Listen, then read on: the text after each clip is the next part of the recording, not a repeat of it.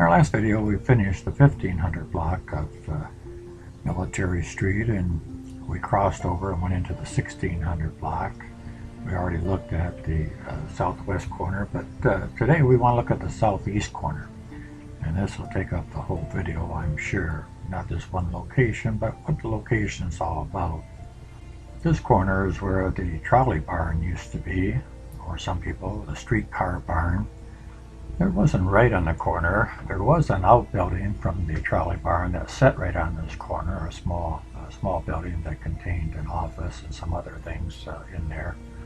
The entrance to the actual trolley barn was actually a little bit further back. It would have been all about where the driveway is on the other side of those cars that you see here.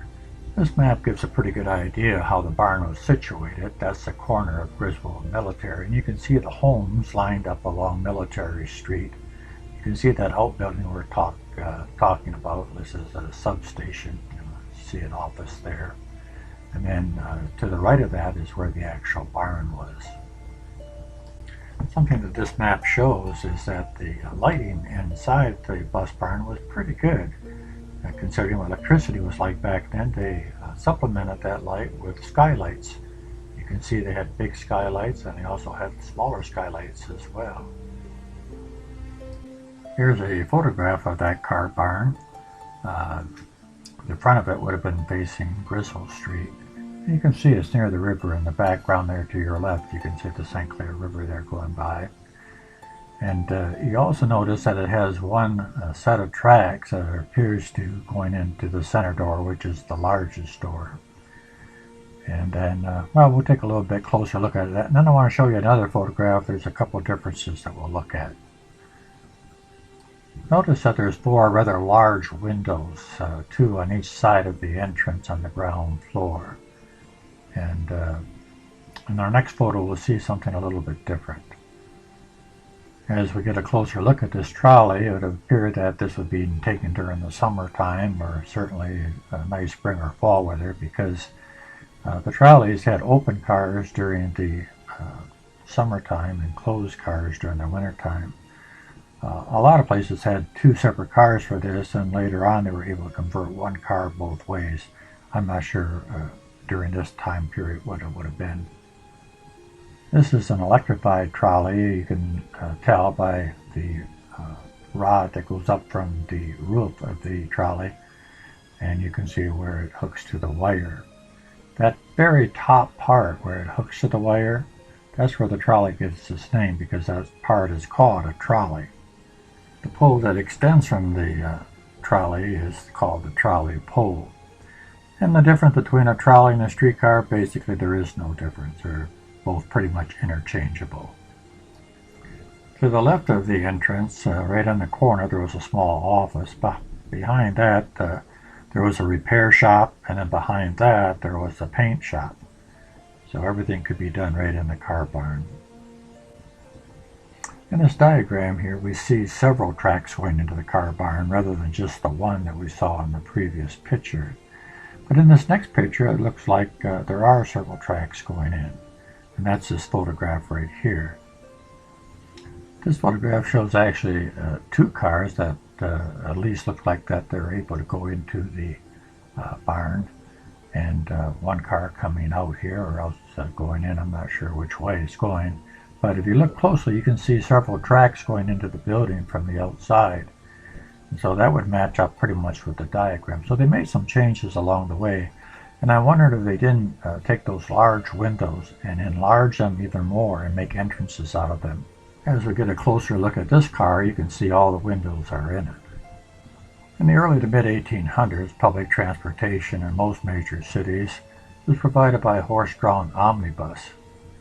Because the streets in those days were either dirt or mud, or depending on the season, or at best paved with cobblestones, the ride was usually very rough. These vehicles were very slow, but they were still faster than walking, and usually had to be pulled by at least 2 horses and sometimes 3 horses. I don't have a Port Huron omnibus to show you, but we know that they would have stopped here. They're just basically a glorified stagecoach carrying more people. We know that the stagecoach stopped at the Larned House in Port Huron, because from this business card we can see that the stage office of the Lexington Lakeshore line was right at the Larned Hotel. And basically the omnibus was just a glorified stagecoach. It carried a few more people. Here's what's left of a drawing of the Larned House, and you can see the different carriages and so forth out front. But this is where the stage line stopped, and I'm sure it's where the omnibus would have stopped as well. It was soon discovered that a horse or mule could pull a load of passengers along a lot more quickly and smoothly if the vehicle they were pulling rode on steel wheels on steel rails. Thus, the horse-drawn streetcar, or horse car as it generally became known, came into use in most major cities. We're very fortunate to have a horse car, a photograph of one here in Port Huron, and this was taken here in front of the Huron Hotel on Huron Avenue.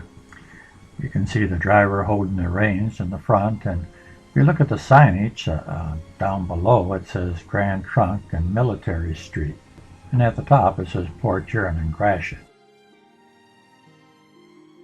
The Huron House, or hotel, was on Huron Avenue in the 300 block, just about across from where Firestone is now, pretty much almost on the corner. If you look at this picture here, you can see the frontage of the Huron House, but the building to the right of that is actually facing on Broad Street, or now McMorran. So it gives you an idea where this photograph was taken. This isn't even one of the earliest streetcars. The earliest streetcars wouldn't have gone all the way to Military Street. The first streetcar, or horse car, went from Grand Trunk up by the Blue Water Bridge, the depot, into Port Huron all the way almost up to the bridge at River Street. And that would have been the first streetcar line in Port Huron, or horse car line, however you might want to refer to it. For some years after the Grand Trunk Railroad was built in 1859, Port Huron passengers to or from Detroit or Point East were compelled to walk or take a bus to the railroad station at the extreme northeast corner of the military reserve. You can see that would be quite a walk coming from the station, going through the woods. I'm sure there was a path, but still it'd be a little rough going through the woods, and then walking all the way into Port Huron. That would have been before Pine Grove Park was there. That's where all the trees are. Gurdon Williams of Detroit and some associates thought a horse car road from the center of Port Huron to the railroad station would be profitable, and in 1866 they organized the Port Huron and Gratiot Railway Company and obtained from the city of Port Huron a franchise to operate horse cars on Huron Avenue. In the meantime, in January 1866, Congress had passed an act granting to Williams and his associates the right-of-way across the military reservation to the Grand Trunk Station. And during the year 1867, the new road was built along the riverbank through what is now Pine Grove Park, from the station to Huron Avenue and down the latter street to River Street, and later extended across the bridge to Pine Street.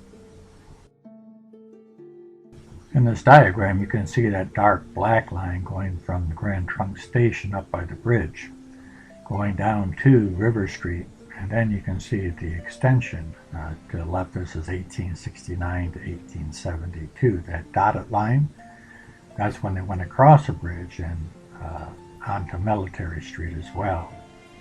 And the round little buttons there, where Butler Street is, that was abandoned. And of course, this was before the excursion boats came in and made that Butler Street quite a popular place. I'm sure one of the reasons they wanted to extend the trolley to Military Street is because if you look at this advertisement right here at the very bottom where it says President, this is William Wasdell. And William Wasdell was actually the owner of Wasdell Drugs, which you see in this photograph here. This would have been located just south of the bridge where the Michigan National Bank used to be and where Bank America is today. In the same advertisement that we were looking at, if you notice, William Pitt Edison, Thomas Edison's brother, was the superintendent of this trolley line.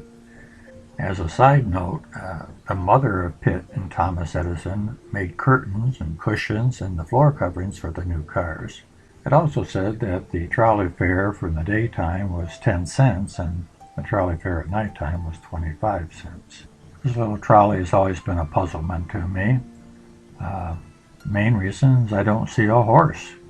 So they just must be waiting for the horse team to hook up the relief team. We know it had to be a horse car because that's all the Port Huron and Gratiot line carried. The horse car was so successful and so profitable that soon they had competition. In 1873, the City Railway Company was organized to construct a street railroad from the Grand Trunk Station. From the Grand Trunk Station, they went west on State Street and then down Stone Street to Pine Grove to Superior, and Superior to Broad Street, which is now McMorran. City Railway's original plan was to go from Pine Grove to Erie, and down Erie to 7th, and 7th to Griswold, and Griswold back into Military Street. Both companies were claiming right-of-way. They had legal difficulties over who had the right-of-way, and both wanted to build their own streetcar rails on those streets. And this resulted into suits being filed, injunctions being made, and appeals to the Supreme Court. Eventually, it was all settled by the merging of the two companies. In 1877, Port Huron and Gratiot Railway Company and the City Railroad merged, forming the Port Huron Railway. And just as we folks today like to think about the good old days, the folks in 1929 also wanted to think about the good old days. By that time, they had modern streetcars with electricity. But in 1929, they celebrated Edison's Golden Jubilee. And of course, there was a big parade, and they wanted to show folks what the old streetcars used to look like. And of course, this one here has the new signage of the combined companies that originated the horse cars.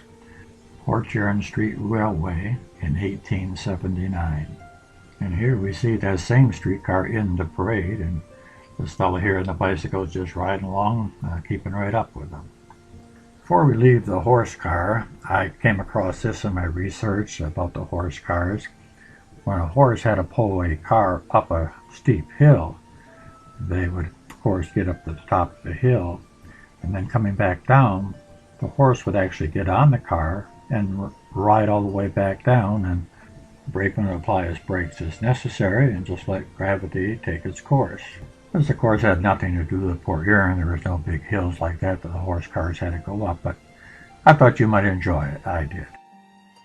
Yes, the horse car was a wonderful means of transportation. It gave for a much smoother ride for the passenger, and it was easier on the horses to pull. And soon all the communities would have them because it allowed the towns to actually grow. It was easier getting from one side of the town to the other. And in this photo here, this is one of the towns that we're familiar with. This is taken in Sarnia with Port Huron in the background. But you can see they also had the horse car. In our next video, we'll continue looking at the streetcars of Port Huron and see how they made the transition from the horse cars to the electric streetcars.